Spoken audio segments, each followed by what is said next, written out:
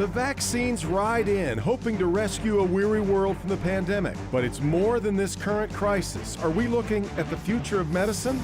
And how does the Detroit business world reconfigure to adapt to the adaptations we've all made that may not go away just because the virus does? Today is Sunday, December 13th, 2020, and this is Flashpoint. Hi, and welcome to Flashpoint as we arrive at the 13th of December, which means, yes, we are less than 2 weeks from Christmas now, but it also means tomorrow is the 14th of December. The U.S. Code says that Electoral College electors shall meet and vote on the Monday after the second Wednesday in December following a presidential election. So tomorrow, electors will meet in each state and vote by paper ballot for president and vice president. That exercise has seldom had the attention it will have tomorrow. But today, we're going to put, again, our focus on the coronavirus. It is still piling up misery and pain all over the country. But we are finally getting close to being able to defend ourselves with something a little stronger than a mask and hand sanitizer. Now, we do have a wait before it gets everywhere it needs to go. But let's just take a moment and consider what's happening here. For starters, the vaccines have been researched, developed, and tested in rather lightning speed, extraordinary enough. But it's also the way these vaccines work that has me so fascinated. The old way was to create a vaccine that included a weakened or even dead piece of the virus. What's happening now is quite different. Due to messenger RNA, these vaccines give our cells instructions on how to protect themselves against the virus. Actually, the theory goes that the next time a virus comes along, we just change that instruction booklet a little bit, and boom, we have a new vaccine answer for that virus too. Feels very much like the future, and we're going to talk about that coming up. We're also going to talk about the future of Detroit.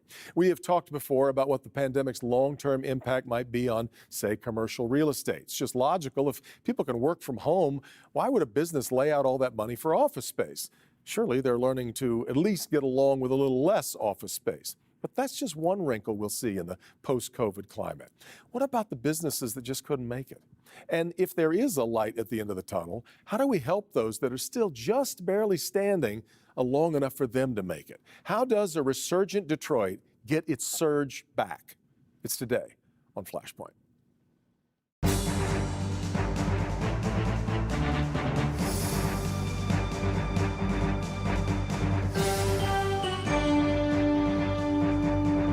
Well, it has been a mad dash scramble, and yet it has also been a studied, cool-headed study in solving a problem through science. The vaccines are coming, and in just about a year since the appearance of the coronavirus that we've come to know as COVID-19. Let's talk about where we are with Dr. Tina Chopra, professor of infectious diseases at Wayne State, also the corporate medical director of infection prevention and hospital epidemiology at the DMC. And Ryan Malash is an assistant research scientist at the University of Michigan School of Public Health. He studies herd immunity due to vaccination. So Ryan, let me start with you. I think there's still maybe everybody, I think, has the sense that this has all happened very, very quickly. But for most of us who aren't in the medical world, it's difficult to appreciate just how quickly this research has happened and this vaccine has been developed.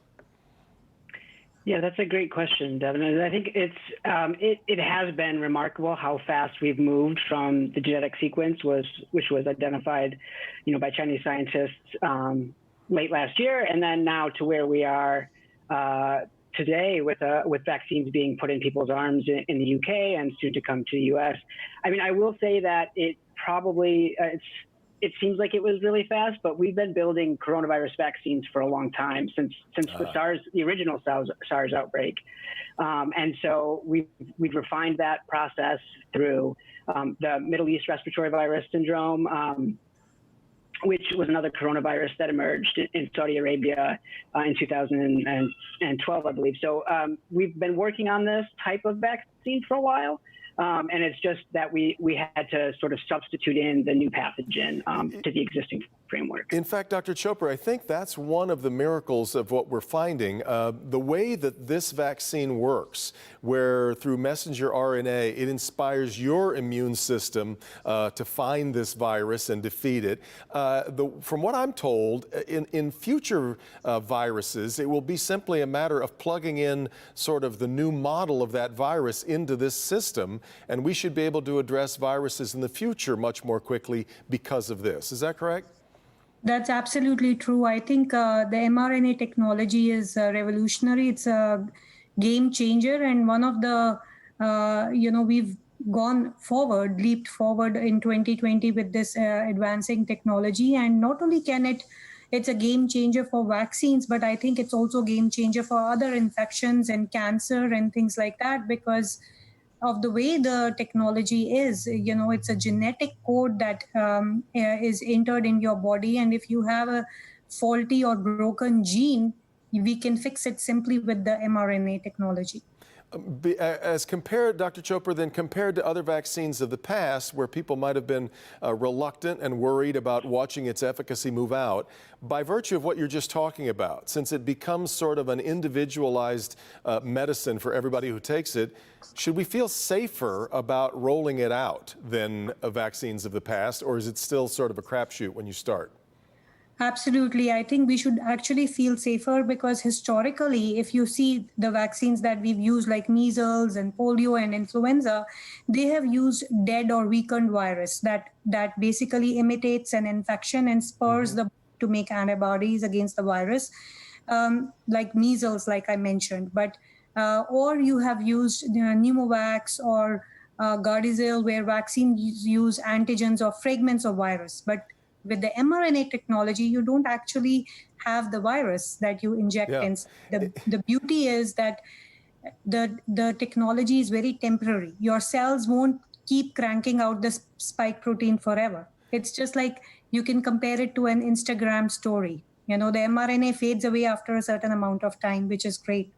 In fact, Ryan, I heard the other day they were doing some man-on-the-street interviews on WWJ radio, and a guy said he wasn't going to take this vaccine because he didn't want somebody shooting the virus into him. And I thought, ooh, we are not explaining this well yet, because that has been the way vaccines have worked in the past. You gave a either dead or weakened virus to someone. That's not how this one works, Ryan. That's right. So this is not any part of the virus that's being administered, and I think we're developing new technologies, sort of in flu vaccines, which is my main area of expertise as well, where we give virus-like particles and things like that to people that are not actually pieces of the virus that have been weakened or killed. So I think it's important to note that. I think it's also important to note that the safety evaluations are ongoing in the studies that are being conducted now in the trials, and they'll continue in post-market studies. Once the vaccine is licensed, those things will continue, and we will sort of be able to see signals pretty quickly as people get vaccinated.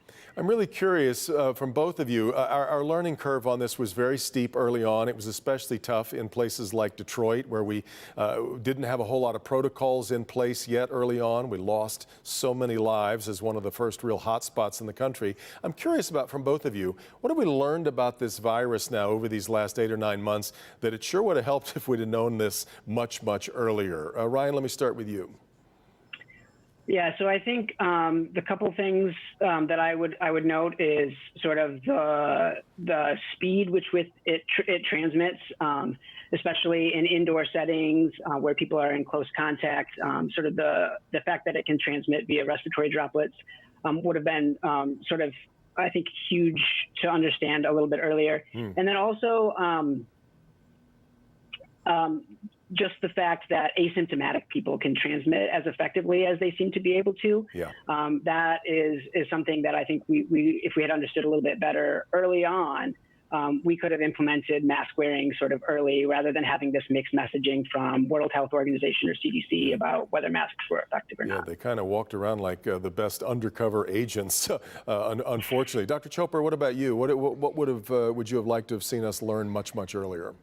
Yeah, I think I agree with Ryan. It's a very unforgiving virus. The fact that it causes a diffuse inflammation in the body, I think, and also a diffuse reaction, which is very similar to a localized lung disease that other viruses have caused. It's a novel virus, and we don't know, and we didn't know anything about it up until we had this huge pandemic. The modes of transmission of the virus, the asymptomatic carriage, and the fact that in different hosts, it presents differently. In very young children, it can cause this multi-organ inflammatory syndrome, which is completely different from how it presents in adults.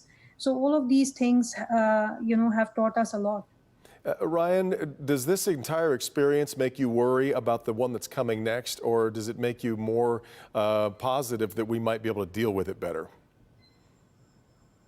I think if we can learn some of the lessons about sort of how to, look at sort of the best practices or in countries that were able to control the virus, or in locations within the United States where we were able to control the virus and things like that. I think if we can learn from those lessons, it makes me hopeful, but a lot depends on what we're willing to, how honestly we're willing to look at the mistakes that we made. That's a great question. It's an exciting time in medicine, and I think that's why applications to med schools, it was announced this past week, are up 18%. Thank you both for all of the work that you're doing on this front, and thanks for your time today. Happy holidays. Thank you. Thank you. You bet. Back with more. We'll talk about the business outlook in the city of Detroit in light of COVID right after this.